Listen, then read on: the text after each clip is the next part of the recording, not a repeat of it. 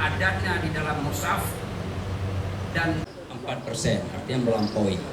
Dan ini adalah Dinas beserta Pak Kadis beserta jajaran di tahun 2022 realisasi anggaran kita nampaknya pada target 95% oleh rekan-rekan tim kerja gubernur baik staf.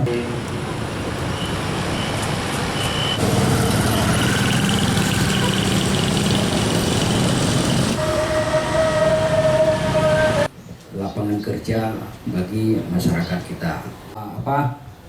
Melenceng dari substansi tapi punya relevansi khusus. Target itu sudah disesuaikan dengan arus kas setiap. Sekarang sudah mulai ada yang berkontrak dan insya Allah kita target itu akan berpengaruh besar. Nah, kemudian mungkin sebagai follow up dari program targetkan penulisan mushaf Quran untuk masyarakat ceramah baik tingkat nasional maupun tingkat provinsi. Oleh Said Akram kita rencanakan itu,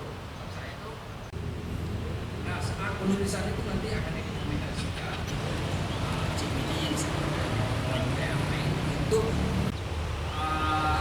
Quran mushaf itu adanya di dalam mushaf nggak cukup. Nah, artinya masjid raya. Artinya kalau misi pengadaan mushaf Quran di ujung baik domestik maupun internasional. Investasinya di sektor Amerika 1,7 juta wisatawan mancanegara dan Nusantara hadir di Aceh. Pembenahan di sektor sumber daya manusia ada sekitar 89 peningkatan SDM aparatur dan masyarakat sudah kita lakukan sehingga ada 4.000 sekian SDM aparatur dan masyarakat yang bisa kita tingkatkan. Dan untuk 2023 selain kita maksimalkan dari event-event yang Khazanah Nusantara dan 3 event Ken masuk, itu Ramadan Fest, Aceh Kuliner Festival dan Sabang Marine, itu akan kita coba kolaborasikan dengan Kemenparekraf dan Kementerian Pariwisata. Dan paling menarik itu adalah Pekan Kebudayaan Aceh yang ke-8.